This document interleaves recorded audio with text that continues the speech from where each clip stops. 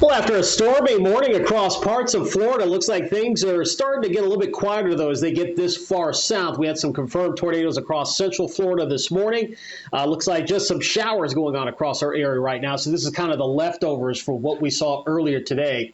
Here's Storm Shield Doppler tracking some of those showers now moving through Charlotte and Lee counties. You can see approaching Bokeelia now. Got some rain there. The north sides of Cape Coral, North Fort Myers, Suncoast Estates, you guys are next.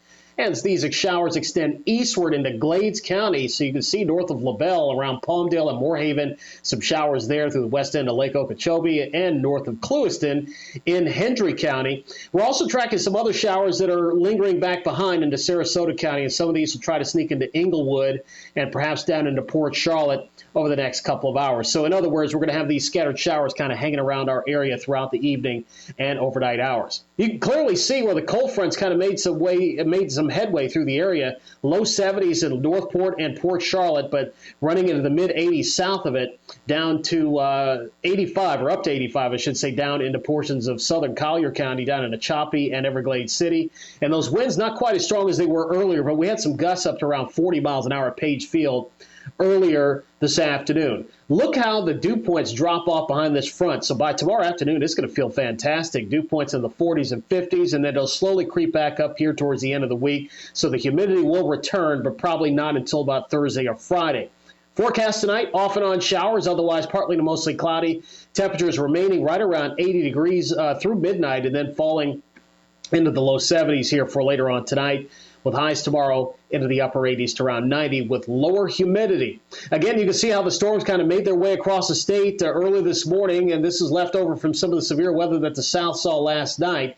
The arrow pointing at the next storm system approaching the southern portions of California now. That's the next one that's going to produce the next threat for severe weather in the midsection of the country. You can see the Storm Prediction Center has a level 2 slight risk from East Texas, southern Oklahoma, into the I-20 corridor, Louisiana and Mississippi and Alabama, some of the same areas that were affected yesterday and on Easter Sunday.